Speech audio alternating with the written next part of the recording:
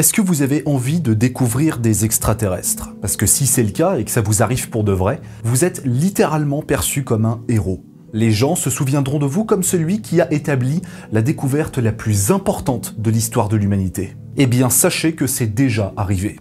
Au 19e siècle, nous avons découvert de la vie extraterrestre sur le corps le plus proche de la Terre, à savoir la Lune. Cette annonce a eu l'effet d'une bombe et a eu un retentissement mondial. Le problème, c'est que le découvreur de cette dite vie extraterrestre n'était même pas au courant de sa propre trouvaille. Alors, dit comme ça paraît complètement stupide. Oui. Vous n'êtes pas prêts. Nous sommes en 1781, une année qui marquera un tournant majeur dans l'histoire de l'astronomie. William Herschel, astronome émérite et membre de la Royal Society de Londres, découvre Uranus, dont l'orbite s'étend au-delà de Saturne. Elle devient la toute première planète véritablement découverte par l'homme et va propulser Herschel au rang de plus grand astronome de son temps. Et ouais, Uranus est la toute première planète jamais découverte. Parce que les 5 autres planètes dans le ciel, donc Mercure, Vénus, Mars, Jupiter et Saturne, étaient déjà connues de l'humanité depuis des millénaires. Là, c'est la première fois qu'on en découvre une in situ comme ça. Herschel va devenir tellement célèbre que ça va en frustrer certains, à l'image de Pierre-Charles Lemonnier, un grand astronome français de son temps, qui avait lui aussi pu observer Uranus avant la découverte officielle, mais qu'il avait confondu avec une étoile. Pas de bol. Herschel aura un fils, John, qui suivra les pas de son père à scruter le ciel. Lui aussi a envie de devenir un astronome émérite. Le problème, c'est qu'il est le fils du plus grand astronome de tous les temps, en tout cas l'un des plus grands. Et donc, pour être aussi célèbre que son paternel, il faut qu'il découvre quelque chose au moins aussi balèze qu'une planète. Et Neptune va lui filer entre les doigts, en 1846, puisque ce sera Urbain Le Verrier qui va le découvrir. Pendant cette période, les questions sur la vie extraterrestre deviennent de plus en plus précises. Dans son traité astronomique de 1834, John Herschel aborde le sujet en soulignant que ceux qui s'intéressent à l'astronomie ne pourrait pas penser que l'homme soit l'unique espèce intelligente de l'univers. Il émet donc l'idée que d'autres planètes pourraient abriter la vie, orbitant autour d'autres étoiles. Bien sûr, il n'est pas le premier à le penser, et il ne sera évidemment pas le dernier. Malgré toutes ces spéculations, il y a un endroit que l'on considère déjà comme inhospitalier. C'est la Lune. Au 19e siècle, les scientifiques savent déjà que la Lune n'a pas d'atmosphère et que sa surface grisâtre ne présage rien de bon. En tout cas pour la vie telle que nous la connaissons. Des dizaines de scientifiques et parfois même des charlatans ont prétendu affirmer avoir découvert de la vie extraterrestre à la surface de notre satellite, mais avec des méthodologies qui se sont avérées être impossibles à reproduire. Même Herschel lui-même, bien que tenté par l'idée de découvrir une vie extraterrestre et ainsi surpasser la légende de son père, admet que la vie sur la Lune, c'est mort. Et c'est d'autant plus frustrant quand on sait que notre satellite était le seul corps céleste à l'époque qui était suffisamment près de la Terre et avec de suffisamment bons optiques pour avoir une description détaillée de sa surface. Malgré ça, il se consacre quand même à d'autres domaines, sa spécialité étant la découverte des étoiles doubles, c'est-à-dire 2 étoiles qui se tournent autour. En 1833, il embarque avec femme et enfants dans un navire qui l'emmène, pendant quelques années, vers le cap de Bonne-Espérance, sur la pointe de l'Afrique du Sud. Il veut cartographier au maximum le ciel de l'hémisphère sud. Forcément, la Royal Society acclame cette idée et donc attend ses nouvelles découvertes. Et pendant que John est trop occupé à observer le ciel et l'espace, vous pouvez lire Ciel et Espace. C'est le magazine de l'Association française d'astronomie et c'est une référence dans son domaine. D'ailleurs, vu que c'est bientôt Noël et qu'il y a toujours des gens pour s'occuper des cadeaux un petit peu trop en retard, un abonnement Ciel et Espace, c'est simple et rapide. Avec le code promo Astronome20, vous avez moins 20% de réduction sur l'abonnement papier et avec le code promo Astronome30, moins 30% de réduction sur l'abonnement Premium pendant 1 ou 2 ans. Les liens sont dans la description de la vidéo.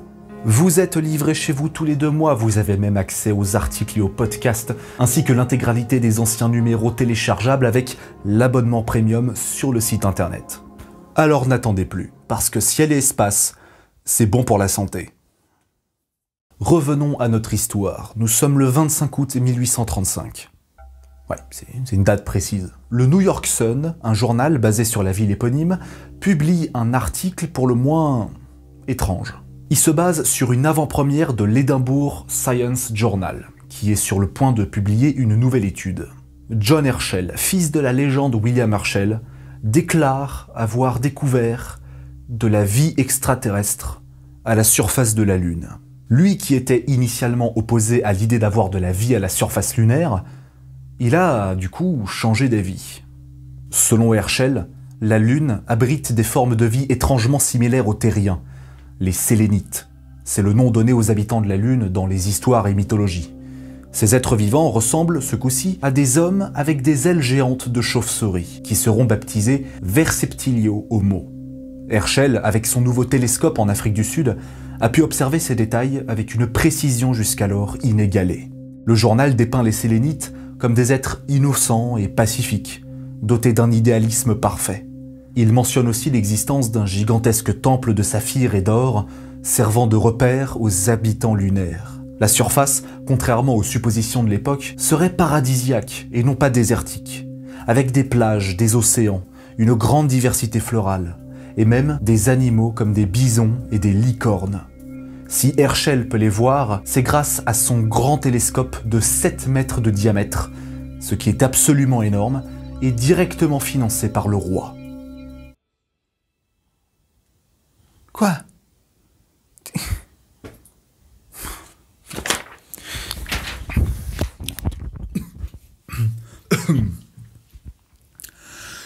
Qu'est-ce que c'est que ce truc ?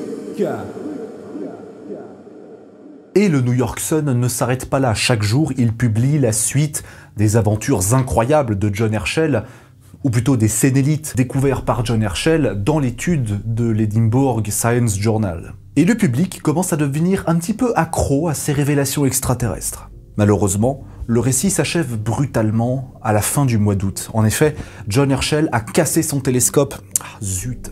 Il est devenu inutilisable après l'avoir malencontreusement dirigé vers le Soleil. Soyons honnêtes, une découverte aussi énorme s'érige naturellement comme l'un des événements les plus importants de l'histoire de l'humanité. Mais comme vous vous en doutez, l'histoire est beaucoup plus complexe. On ne saura jamais si le public croyait véritablement à de telles inepties ou s'il suivait simplement parce que ça faisait une histoire assez marrante à lire. Dans tous les cas, nous savons que le grand public pour la grande majorité, n'a pas vérifié les sources de l'information du fameux Edinburgh Journal of Science. Et ça, c'est plutôt curieux. Certains étaient devenus tellement fans de cette histoire qu'ils ont commencé à acheter le New York Sun le lendemain, puis le lendemain, pendant à peu près une semaine. Cependant, du côté de la communauté scientifique, c'est plus compliqué. Ils se penchent d'abord sur la taille du télescope d'Herschel, que personne n'a jamais vu, et qui mesure 7 mètres, ce qui est énorme pour l'époque. Et dans tous les cas, ça ne permet pas de voir des choses aussi lointaines et petites que des ailes de chauve-souris à 400 000 km de la Terre. Vous imaginez un petit peu la taille angulaire absolument minuscule? Le deuxième indice qui attise les soupçons, c'est le journal lui-même, le New York Sun, qui a été fondé 2 ans auparavant en 1833, et qui n'est pas spécialement réputé pour être un très grand journal avec des informations qualitatives. Donc pourquoi eux? Pourquoi est-ce qu'ils auraient forcément l'avant-première de l'étude la plus importante de l'histoire de l'humanité? Pourquoi est-ce que le Edinburgh Journal of Science ne le publie pas directement, eux qui n'ont plus publié depuis quelques années déjà? Mais au-delà de ça, l'idée même d'avoir des hommes chauves-souris sur la Lune avec des temples, des licornes, des saphirs, etc. dans l'un des endroits réputés pour être les plus inhospitaliers du système solaire, ça a fait plutôt rire la Royal Society qui l'a directement vu comme une blague, un canular. Ça leur semble inconcevable que John Herschel, qui se soucie tant de sa réputation, puisse propager des aventures et des découvertes aussi loufoques. Tiens d'ailleurs, il en pense quoi, John? Ça vous fait rire? Ah bah ouais, carrément. Bon, le souci, c'est que si ça le fait marrer lui aussi au début, ça va vite être très ennuyeux. Non seulement on a usurpé son nom sans lui demander pour un canular qui va être lu par des millions de personnes, mais en plus il va recevoir du courrier du monde entier de gens qui lui demandent spontanément des nouvelles informations quant au peuple sélénite, avec des bisons et des licornes. Ce que l'on appellera plus tard le Great Moon Hoax est une gigantesque supercherie journalistique. Richard Adam Locke, l'auteur de toutes ces histoires, a été engagé par le journal dans le but d'augmenter les ventes. Il était lui-même assez agacé par la manière dont les gens spéculaient autour de la vie extraterrestre. Son expérience, consistant à publier de faux comptes rendus en page 2 de l'édition du journal pendant une semaine, a été couronnée de succès. On ne saura jamais vraiment si c'était ses motivations principales, mais ça semble être l'une des théories les plus crédibles. Quelques semaines plus tard, Edgar Allan Poe, lui-même, accuse Locke de l'avoir plagié. En effet, Poe avait lui aussi rédigé une espèce de fausse nouvelle d'échange entre humains et sélénites par le passé. Mais à la lecture, le ton satirique de son papier trahit clairement sa volonté de faire un canular. Là où Locke est un génie, c'est qu'il a réussi à créer un compte-rendu suffisamment sérieux pour que tout le monde le croie. Ou en tout cas, tout le monde pense que c'est quelque chose de concret et réaliste. Bien sûr, nombreux étaient ceux qui ne croyaient pas à cette histoire, et nombreux sont ceux également qui pestaient contre ceux qui la croyaient. Mais ça reste un canular très élaboré quand même. Bien que ce coup de pub ait été plutôt bien accueilli et que les ventes du Sun avaient explosé à ce moment-là, certaines infos aujourd'hui ont pu être exagérées pour entretenir un petit peu le mythe. Comme par exemple les ventes elles-mêmes du journal, ou alors l'impact sur la population.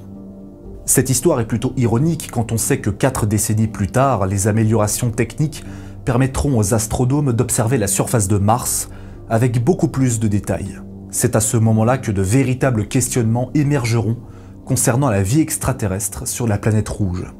Jusque dans les années 20, on aura de sérieux doutes quant à une vie extraterrestre sur Mars.